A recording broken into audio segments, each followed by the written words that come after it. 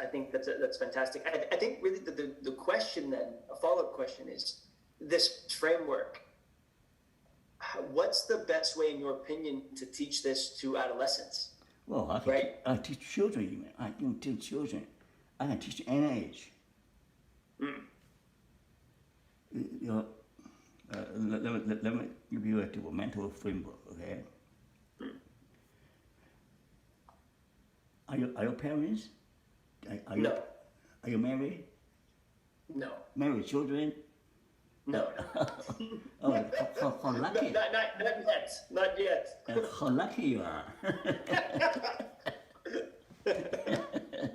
How lucky you are! I won't tell you why, Professor Wong. I promise.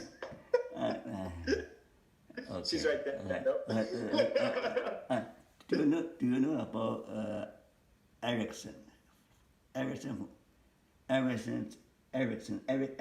developmental stages? Okay. No. So he said that in every developmental stage, that is a developmental task you accomplish. Okay, there's a struggle to accomplish the task. So I'm saying the same thing, but slightly different language.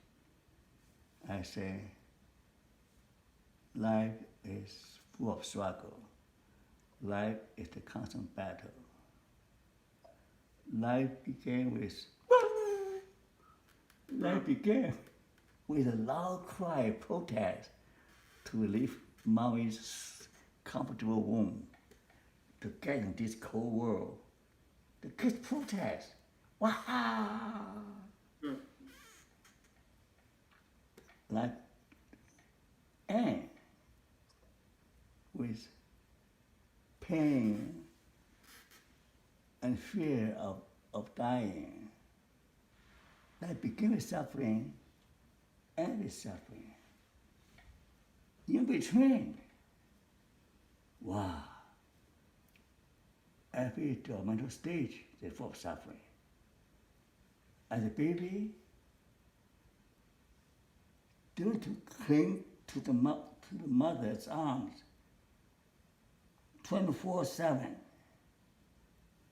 Of this separation anxiety. The mommy had to go to bed with him, had to feed him whenever on demand. So, baby, you're in the baby state, full of fear of insecurity, fear of abandonment, fear of rejection. And now let's talk about children suffer trauma of rejection, abandonment, and betrayal. So you're a baby. You're suffering you're suffering from fear of separation. But secure attachment, very important for future health, mean you learn that sometimes mommy had to be away to do things, but mommy will always come back. It's a secure attachment. My son in daycare, other people worry about what my son would say, oh, mommy always come back. Don't you cry. He will tell other kids. My mommy will always come back. That's secure attachment. As a toddler, they explore the world with their feet, with their hands. They're curious about everything. But their parents have to protect them to set boundaries. No, can't do that. Don't go to the stove. Don't cross the street. Don't do this, do that. The kids say, why? So again, it's a struggling. The kids, a toddler, run around. There's no danger in this world. Parents know better. You play with fire, you can get your hand burned. You cross the street, they're looking, you can get killed. So to the second stage of life, they learn to obey orders, legitimate orders, for their own good. They learn that they are freedom, but they also legitimate boundaries. One research has shown that when you have fences, the kids feel more free running around. Without fences, the kids are more scared. They're less willing to explore new territory. So actually, boundary make people feel freer, safer.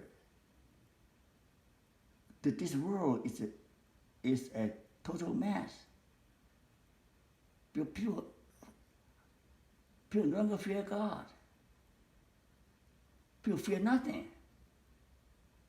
They think there's no consequence. They think it's power to do anything they want. Putin thinks they can destroy Ukraine. Xi Jinping thinks that they can crush Taiwan. They think the force is the answer. But there are consequences. You're taught as a run that what to respect boundary. When you're dating, same thing. The woman has to respect boundary. Not force their own view on the other person. The boundary, see? They learn boundary. That's something they learn, right? As children, they learn the importance of making friends, civilization. All you learn in kindergarten. All you learn in primary school. The basic rules of give and take turn, be polite to people, helping each other, respect each other, the basic civilization. How to get along with each other peacefully. How to give help and receive help joyfully. So we have a much happier family. We have much happier marriage. If people learn the basic rule is that that's for you, it's also for the other person. We learn how to treat each other with genuineness. We learn how to speak the truth in love. We know how to sacrifice ourselves for other people's well-being. So this virtue, this value of caring for other people, respect other people's rights, about helping each other, those values, those virtues are supposed to be learned in primary school and in kindergarten. So in primary school, they learn how to get along, not just how to get ahead. In the balance, how to get ahead, doing your best, but also learn how to get along. See, it's both. How to get ahead must be balanced with how to get along. So during primary school, you learn basic social skills. They are in Japan, well, I don't know about Korea. In Japan, they don't greet them in primary school. They teach them the more important manner, learn how to treat people with respect, learn social skill. People cannot be greeted. Okay? When they get older, in adolescence, adolescent begin to ask, who am I? I'm going to be an adult person. What am I going to do with my life? What my future holds? Am I going to be pretty? Am I going to be rich? I'm going to be pretty and rich. Yeah, those are the questions that I asked. Am I going to marry my dream girl? I'm going to marry my dream man.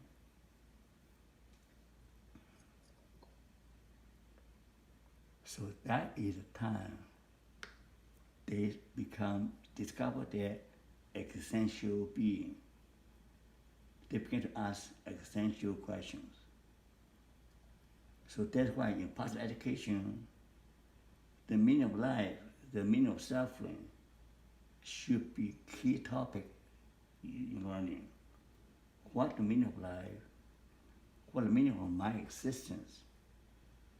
So that is a topic that should be covered in secondary school. How should I live? What kind of person should I be? What kind of life will I live?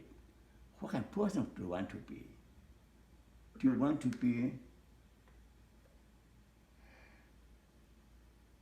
Do you want to sell my soul to earn the whole world? Or do you want to choose a more virtuous path? I want to sacrifice my self-interest to serve humanity, make this world a better place. So instead of have selfish ambition, I have a more greater aspiration. For most young people, their world is too small. They need vision to have bigger vision to include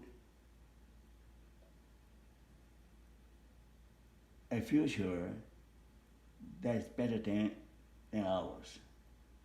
That for future generation.